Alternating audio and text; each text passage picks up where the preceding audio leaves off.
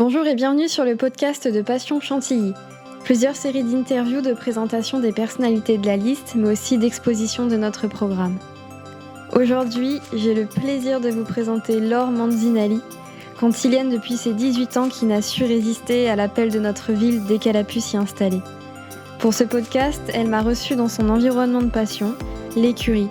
Un entretien en extérieur où l'activité d'une écurie se fait d'ailleurs parfois entendre. Je vous propose de découvrir ses valeurs, la force de son parcours dessiné par une passion, celle du cheval, et bien entendu, pourquoi elle a décidé de s'engager auprès d'Isabelle Wojtowiec. Bonjour Laure. Bonjour Morgane. Laure, je suis ravie que tu nous accueilles dans cet environnement qui t'est cher, l'écurie. Bienvenue. Et d'ailleurs, je pense qu'on reviendra très rapidement sur ce sujet au cours du podcast. J'aimerais avant tout que tu te présentes rapidement auprès des cantiliennes et cantiliens. Laure Manzinali, j'ai 36 ans.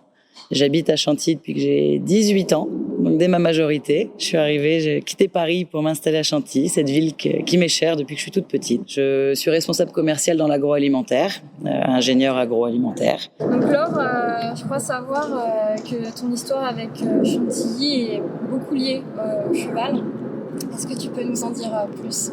Oui, effectivement, c'est vrai que depuis toute petite, ma grand-mère habite en Chantilly. Je venais passer toutes mes vacances scolaires, mes week-ends à Chantilly.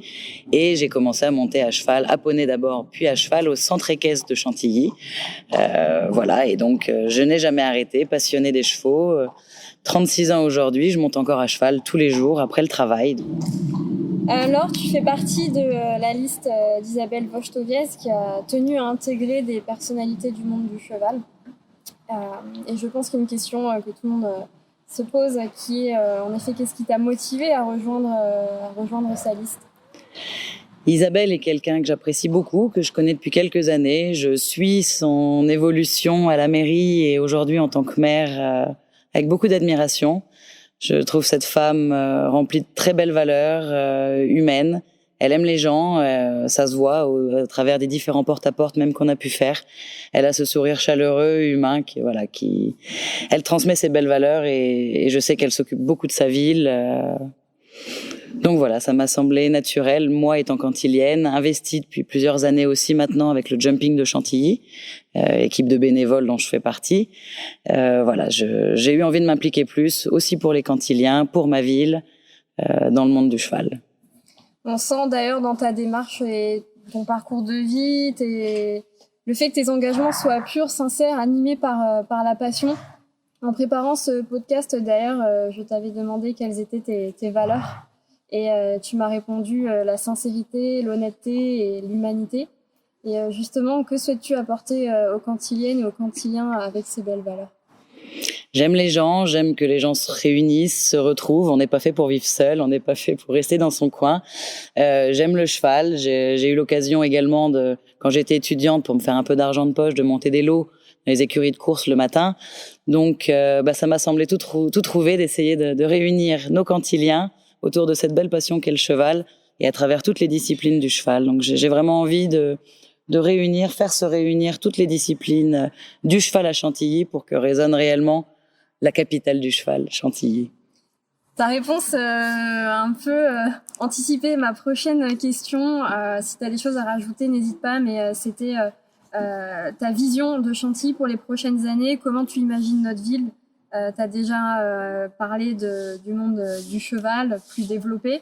Est-ce qu'il y a d'autres sujets qui te sont chers pour le futur de Chantilly ?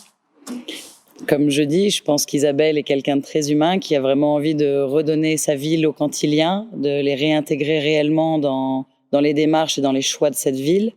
Moi, j'ai envie également d'y apporter ma patte à travers le monde du cheval.